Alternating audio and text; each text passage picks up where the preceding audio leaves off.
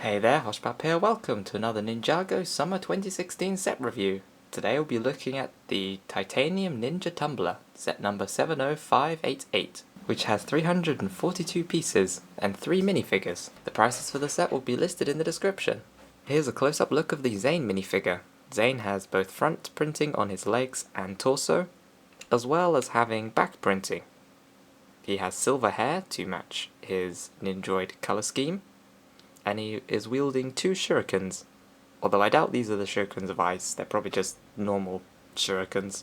Zane has a double-sided face and is exactly the same as some of the faces we've had recently. He also has a bandana, which was featured originally in the rebooted series. It's quite interesting to note that some of the ninjas have the bandanas while others have the full headgear. Next up is a Nindroid. This particular Nindroid has front and back printing, although none of the Nindroids included in this set have the headpiece that they usually have. They could have included them, but they just didn't. The other Nindroid included in this set is exactly the same, except for this one has a stud shooter as well as a jetpack, and the first one has a green techno blade.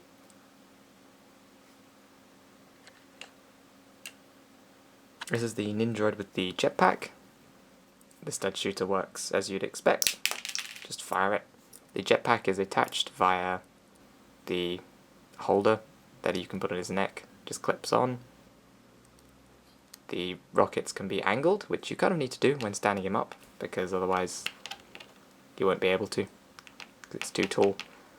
But the jetpack looks better when these are closer together for when flying. So I quite like the jetpack build, it looks good. It only becomes a problem when you're trying to stand him up, because then you've got to do that. Now for the main tumbler itself. This vehicle has a lot of features on it, and it's by far one of my favourite sets of this series. First of all, let's look at the front. The front has a large glass window, so you can easily see in. There's quite a lot of stickers on here as well. You just flip the front open, and then you can put the Zane minifigure inside.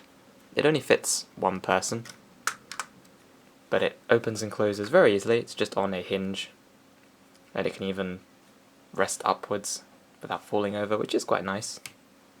At the front of the cockpit you can see there's a panel with Pixel's face on it. We'll have a better look at this in a second since it's upside down. And here is the display panel. It is a sticker which you put on a brick, and it's pretty cool. Gives a nice bit of detail.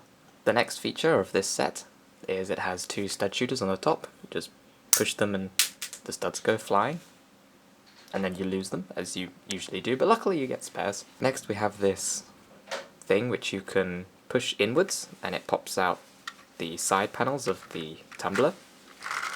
Taking a look at that from the front, the side panels, once popped out, reveal 2 spring-loaded shooters. We'll fire those in a second. And here are those. Those are pretty cool in my opinion. It's a nice way to hide them. It also fits with the sleek aesthetic of the vehicle. Moving on to the back, we have this part which can be lifted up. You can actually take this off and it becomes a flyer, which we will put Zane on there in a second. But there's also another piece under here. There is a little freezing chamber that you can put one of the Nindroids in. Let's put one of the Nindroids inside. We've taken this one. You just easily lift open the top, and then you just slot him in. There's a place for his feet to go. You can close it, and he fits in there quite nicely. You can then reattach him to the back of the vehicle, and then you can drive off with him. Nice and simple. Putting Zane on his flyer is also really easy. There is one handlebar on the top, and you just attach him to it, like so, or not. Just get on there. There we go. And then he can fly around, which is quite neat. If he needs to escape or fight the aerial Nindroid, he can. It's got 2 blades on it.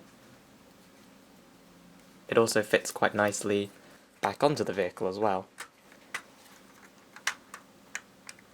Honestly, you could just not even know it was there in the first place. It just blends in really nicely with the overall design. And of course you can't forget, it has 2 large wheels with silver Sensei Wu hats for the rims. The panels on the side of the tumbler can also be moved around, although they're supposed to be down for the most part, which helps to give it that more rounded look. So that's it for the set. As I've said earlier, it's definitely one of my favourite ones for this particular wave. The only complaint I'd have is that I wish they gave the Nindroids their helmets, but that's only a minor thing. I love the overall look of the Tumbler. I like how big and tanky it looks. It's a really nice vehicle. It has a lot of play features in it, and most of them make sense. They're not just shoehorned in there, so that's great. It's always good when that happens. And the minifigures included are good as well. I like Zane. I'm glad that they gave him the silver hairpiece. And the Nindroids, you know, they're fun. They're just Nindroids. They're both exactly the same, but the gear that they have, like the green Technoblade and the Jetpack, make them more interesting than if they were without. I guess my favourite feature of the Tumbler would be the pop-out side launchers. There's a lot of fun to actually perform that action, and the spring shooters work well. Using this set in animation's also been pretty fun. Most of the play features that are shown in the set can be easily incorporated into animation, so that's always a plus in my books. So that's it for the review. Thanks for watching, and I'll see you guys next time.